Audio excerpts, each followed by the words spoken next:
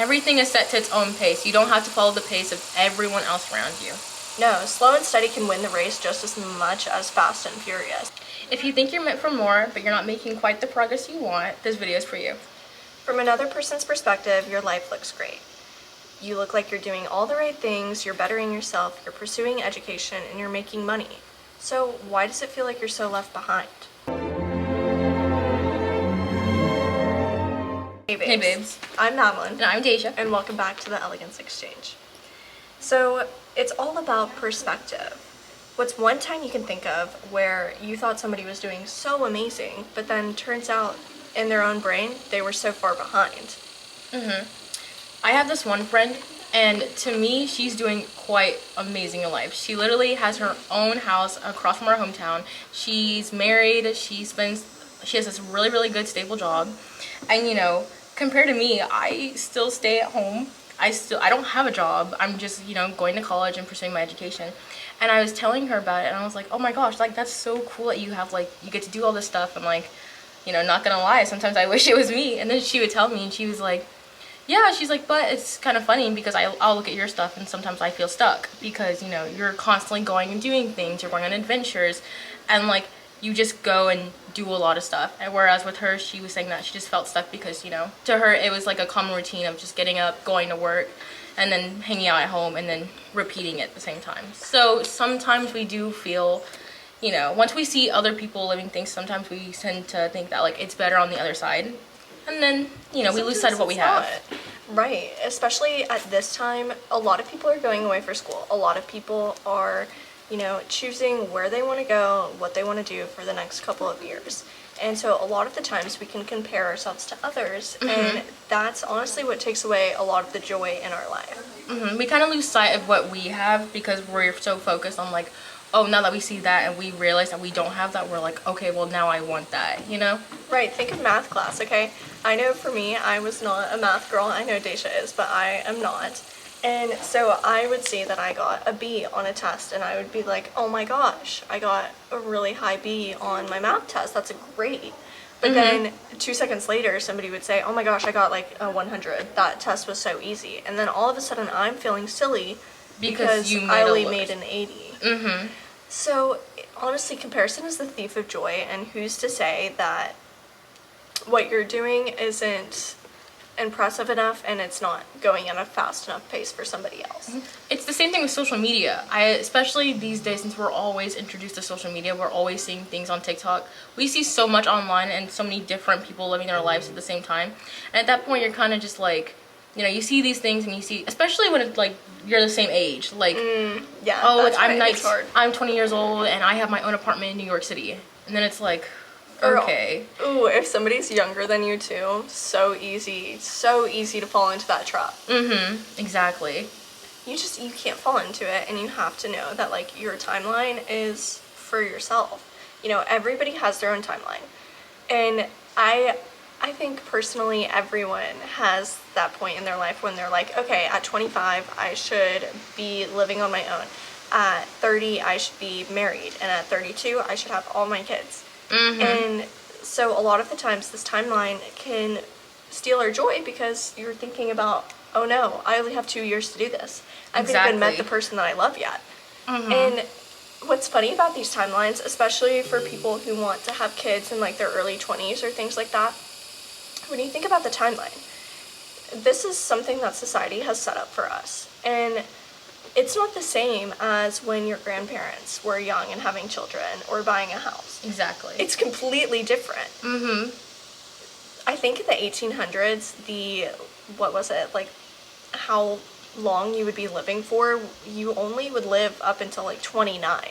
No wonder why you're like, no wonder we gotta be marrying somebody in your early 20s or by the time you're 16. That's half of your life. And who's to say you even made it to 29? Whereas, you know, a couple of decades ago, it was probably around 50 or something like that. And so we live a lot longer now than we used to. So you don't have to push your life so fast. And of course, it's society's standards. You don't need to live by society's standards to be successful. And speaking of success along with the timeline, I feel like people are kind of on a timeline crunch too for like what success is, but you need to understand that success can be a whole different timeline depending on what you're trying to do. For instance, let's think of a doctor. In order to be a doctor, you have to go through a lot of college. You have to go through a lot. Like a lot. Medical school, everything. It's going to take you a little bit longer to be a doctor. You're going to probably be a doctor in your 30s. Whereas if, let's say maybe you're an all-star athlete, you may hit success in your early 20s. You might as well be signed for the draft for NFL or something. Like, it's going to be different depending on what you're going to do. And you cannot let this, I guess, yeah, social aspect of like when you're successful by. And would you say that a doctor is less successful than an athlete? No. You wouldn't say that just because they achieved their goals at different times. Everything just requires its own timeline, and that's A-okay. That's literally totally fine. Everything is set to its own pace. You don't have to follow the pace of everyone else around you. No, slow and steady can win the race just as much as fast and furious. It just depends on who you are and what kind of person that you want to become and what kind of field you want to go into. Absolutely, exactly. Right? So some people have a more fast and furious timeline, and then other people have a slow and steady, and that's okay. In a previous episode, like a long time ago, we talked about how, you know, you could either build your own brand name and you could be a household brand for years and years. Think like Betty Crocker, think Ralph Lauren, you know, just a brand that has been around for a long time and is a staple. Or you could be a fast micro trend that in 5 years people are going to look at and be like, oh my god, why was I wearing zebra pants? Which do you want to be? Because I don't want to be the zebra pants. I definitely don't. So it's honestly, just take it at your own pace. It's perfectly fine. And if people judge you for it, you don't want them in your life. No, not one bit. Those are not the people that you want to be surrounded with. And if it's your parents or your grandparents or somebody that's pressuring you to get married, have kids, and do all that, you can say, okay, well, it's a different time. It's not the same time as when you were having kids. And especially if you can't financially afford it or you just really don't want it, you know, don't let them influence you. Don't let them pressure you, because then you're not going to be happy. Better yet, I'll get there when I get there. Right. And, you know, I think one of the biggest issues is the more successful you get, the more you raise the bar. So this can make us feel stuck a lot of the times, and this can be a good thing, and it can also be a bad thing. Yes, it could be. So like when we're setting all these goals, you have to make sure they're achievable, because most of the time when we set a goal, we tend to automatically say like, oh, we'll be happy when we hit this, we'll be satisfied when we hit this. So whenever you're constantly raising that goal and you're kind of basing your happiness and your satisfaction on when you hit that bar, let's be so real. If you're aiming for $10,000 in your bank account and you only have $5,000, you're not going to make $5,000 in the span of a day, like unless the day you win after. The lottery. Unless you win the lottery. But you're not going to win it a day after. So you're going to have to work hard for it, and it is going to take time. But as you continue to use up more time, you're going to continue to get more discouraged. And then that's where it kind of ties in with like I'll be more happy whenever I reach this goal. Instead of saying that, more focus on like how far you've come from there. Like, you know, at some point I only started with $0 in my bank account, and now I have maybe $6,000. It's not $10,000 yet, and I'll get there, but like at least I've come a pretty far way. It's progress. And you can also use this, you know, kind of phrase as a little bit of motivation, right? So I know personally for me, I love the fact that I keep raising the bar and that I keep improving, because it means that you are improving. You're growing. Getting better. And so this could be your motivation, you know, this can be what you use to track your success and your progress. So don't let it completely discourage you. Obviously, make sure you're not saying, oh, well, when I get this, I'll be happy. Because that is very damaging. But maybe just look at it and focus on the fact that you came from nothing and now you're making something of yourself. Everyday little progress helps. And I know when we don't see things, it's very easy to get discouraged and be like, okay, well, I'm just going to give up now because I'm not seeing anything. But right now, I want you to think of where you were last year. Where you were mentally, physically, and just all around. Okay? Think of how you felt. Think of what you were doing. Think of your habits, your daily activities, your friends, your work. would you say that you've improved at least a little bit? Maybe you're not doing crazy, maybe you're not backpacking through Europe. Okay? Exactly. But maybe you're making a little bit more money. Maybe you got a 50-cent pay increase. Maybe you got a new boyfriend and he actually treats you right. Maybe you got new friends who really care about you. Maybe you're doing better in school. Maybe that studying is actually paying off. Right. So many times we focus on just the big things that are changing and not changing. But a lot of the times it's not really the big things that matter. It's all of the little things that lead into something. Yeah, that slowly build up to it. So we're going to give you some solutions to this, because I know, like I said, last week I was in this kind of mental state where I felt so stuck and I was kind of depressing to be around, I'm not gonna lie. So we're gonna give you some things that help us personally, and hopefully they'll help you. So one of our big things is always journaling. Journaling is... We cannot preach enough how much journaling is so important for you. And I know what you're thinking, oh my god, I'm not a writer, I don't like writing, why on earth would I ever do this for fun?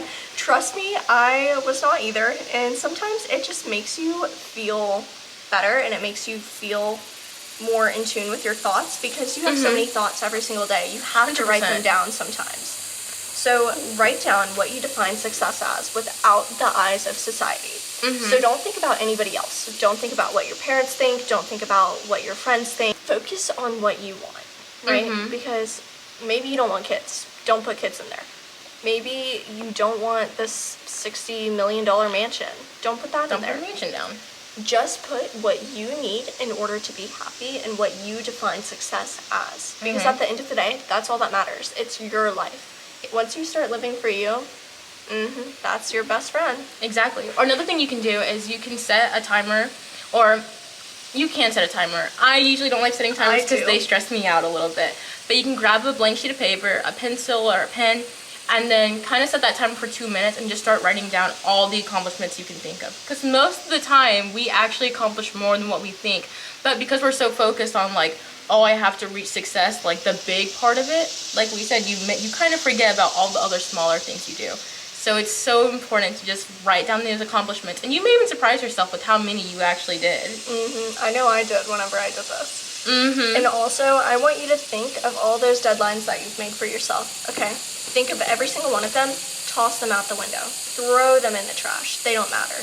All that matters is that day by day, you are getting better and you are improving yourself. And who cares that, maybe you're 28 and you're not married yet? It doesn't matter. And a lot of our audience is younger, right? So maybe you are still living at home.